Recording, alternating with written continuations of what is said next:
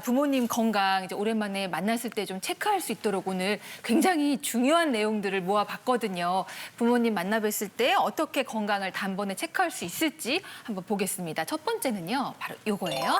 부모님 손을 잡아보면 혈관 건강을 알 수 있다인데요. 이종현 교수님, 이거 맞습니까? 네, 보통 부모님 만나면 그냥 얼굴 뵙고 인사하고 밥 먹고 헤어지기 바쁜데 그냥 어릴 때 생각하셔가지고 부모님 손 한번 이렇게 지그시 잡아보시면 좋을 것 같고요.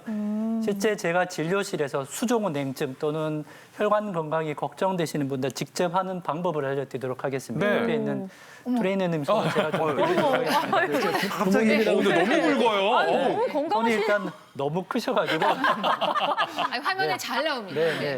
일단 제 손보다 훨씬 크셔가지고 첫 번째 보시면 손을 잡으셨을 때 따뜻한지 차가운지 먼저 보시는 거예요. 두 번째로는 이렇게 색깔을 보시는 거예요. 네. 본인 손과 비교해 봤을 때 네. 이렇게 이렇게 핑크빛으로 본인 색깔과 똑같은지 확인을 하시는 것이 좋고요. 혈색. 만약에 혈색과 온도를 확인하신 다음에 혈관 건강을 확인하셔야 되니까 방법을 알려드리면 우리 손목에는 혈관이 이렇게 좀 확대를 해주시면 좋은데요. 혈관이 이렇게 두 가닥이 이렇게 내려옵니다. 이 두 군데를 손으로 이렇게 잡으신 다음에 주먹을 쥐었다 폈다 5번만 할게요. 한 번, 두 번, 세 번, 네 번, 5번. 손 펴고 계세요. 이러면 하얗죠, 그죠? 피가 가지 않기 때문에 하얀데 한쪽을 놓습니다. 놓으면 하나, 둘, 셋, 넷, 5쯤 되면 색깔이 돌아오게 되죠. 그래서 바로 돌아오네요. 네, 요거 5번 정도 카운팅 하시는 동안에 색깔이 핑크빛으로 돌아오면 손목 혈관에 손으로 가는 혈류는 괜찮구나라고 하는 것을 확인할 수 있고 트레이너님은 100점입니다. 우리 강성규 아나운서는 그냥 놓자마자 바로 그냥 빨리 돌아오네요. 이거 전기놀이 아니에요? 이게 전기놀이 침 발라가지고. 그 예전에 하던. 아, 전기 왔다. 과거에 이제 전기놀이라고 했었던 건데요. 이게 실제로 미국에 있는 알렌 박사라고 하는 분이 실제로 손으로 가는 혈관 상태를 체크하기 위해서 개발된 그 검사 방법이고요. 아까 말씀드렸지만 손목에는 요골동맥과 척골동맥이라는 두 가지 혈관이 손으로 혈류를 공급하기 때문에 수족 냉증이 있는 분들한테 양쪽 동맥을 동시에 잡은 다음에 5번 정도 쥐었다 폈다 하시고 한쪽을 놓고 5초 안에 색깔이 돌아오면 정상입니다라고 하시면 될 것 같아서 혹시 5월 달에 부모님 만나시면 그냥 손 잡으셔서 색깔도 보시고 따뜻한지도 보시고 주름도 많이 지셨는지 보시면서 한번 체크해 보시면 좋을 것 같습니다. 네, 엄마가 깜짝 놀라시겠어요. 엄마. 갑자기. 네, 아이들한테도 좀 알려줘도 좋을 것 같아요. 여기 척골동맥, 요골동맥이 있다 이렇게 알려주면은 좀 더 이게 그냥 장난이 아니고 진짜 건강 상식인 거니까요. 아니 옛날에 그런 거 많이 했잖아요. 뭐 아이고 반갑구만 이렇게 아유, 건강하구만요. 예. 이제 손하기 힘이 좋아요 제가. 네, 이런 악수도 해보는 게 네. 좋다고요. 제가 사실은 진료실에서 어른들을 몇 개월 만에 만나면 제일 먼저 하는 것 중에 하나가 손 주십시오 해서 악수를 합니다. 악수를 하면 말씀드렸지만 차가운지 따뜻한지 주름이 더 졌는지 말씀드렸죠. 손톱, 털 이런 것도 보지만 손으로 한번 쥐어보세요라고 하거든요. 한번 쥐어보십시오.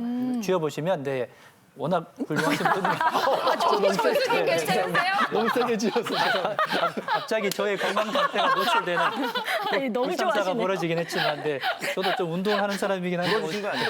네. 그래서 이렇게 간혹 만나신 부모님 손을 잡으셨는데 악력이 떨어지면 부모님 건강 상태가 좋지 않을 수 있겠구나라고 생각을 하셔가지고 체크해 보시는 게 좋아요. 왜냐하면 말씀드린 것처럼 근육의 힘은, 근력은 우리 몸에 나타나는 모든 건강 지표를 가장 간단하고 확실하게 나타낼 수 있는 지표이기 때문에요.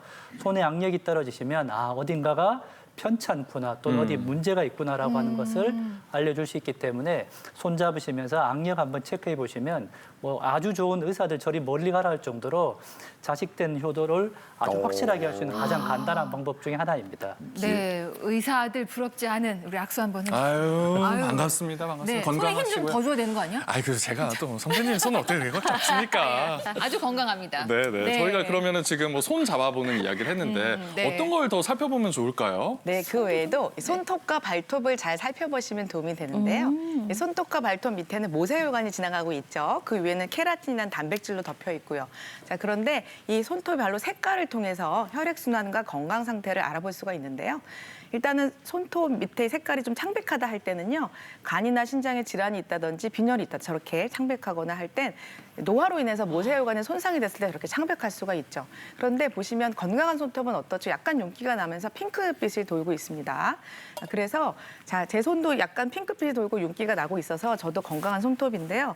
이렇게 가운데를 반대쪽 손가락으로 꾹 누르시면 어떻죠? 손톱이 창백해지죠. 네. 그런데 금방 떼면 바로 즉시 핑크색으로 돌아오는 것이 정상인데 이 반응이 약간 느리다면 역시 혈액 건강에 어떤 적신호로 또 생각해 보실 수 네, 있겠습니다. 아까 손 색깔처럼. 네. 네.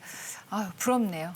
굉장히 이게 핑크빛 좋고 굉장히 건강해 보이는 그게 부러우세요? 오늘 칭찬 많이 받네요, 저. 네.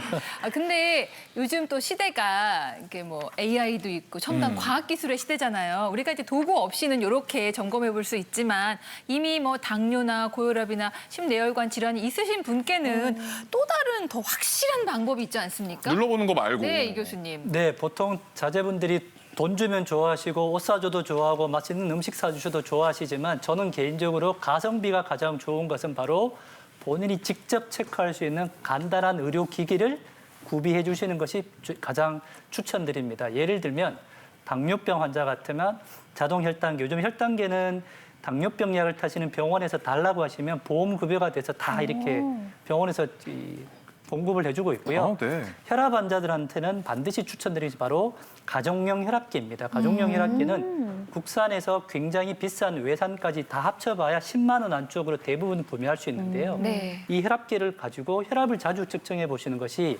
아까도 말씀드렸지만 아주 좋은 의사, 아주 좋은 병원보다가 훨씬 더 중요하고요. 혈압은 하루에 2번만 재시면 됩니다. 첫 번째, 잠자리에서 일어나서 아침에 첫 번째 재시는 것이 중요하고 두 번째로는 주무시기 직전, 그러니까 하루에 2번은 꼭 체크하시는 것이 필요한데요. 다만 숫자를 병원에서 측정하는 숫자랑 조금 다릅니다. 병원에서는 고혈압의 정의가 140 또는 90 이상일 때 고혈압이라고 하는데요. 집에서 측정하는 혈압은 5 정도가 낮습니다. 그 말은 135에 85 미만이면 혈압이 괜찮다. 그런데 집에서 측정해 봤는데 140에 90이다라고 하면 이거는 고혈압이기 때문에 약을 드시거나 또는 혈압 환자 같으면 빨리 체크해 보시면 좋을 것 같고요. 자제분들한테 추천드리는 또 하나의 방법은 부모님들이 드시는 약의 봉지를 좀 같이 보시는 게 좋습니다. 어머님께서 기존에 드셨던 혈압약, 당뇨약이 무슨 변화가 생겼는지 아니면 무슨 새로운 약을 새롭게 드시고 있는지를 확인하셔가지고 똑같이 왜 드시고 있는지 잘 드시고 있는지 체크를 하시면 좋기 때문에 관심을 많이 기울이시고 작은 의료기기 같은 것들이 가장 첫 번째 효도의 지름길이지 않을까라고 말씀드리고 싶습니다. 네. 가정의 달을 맞아서 이제 부모님을 뵀을 때 손 잡아보고 손도 좀 봐드리고 건강 점검한 다음에 이 손 잡고 하면 또 좋을 게 있습니다. 어떻게 부모님의 건강을 체크할까요? 보겠습니다. 자, 손을 한번 확인해 본 다음에 부모님과 함께 걸어보면 치매 여부를 알 수 있다고 합니다.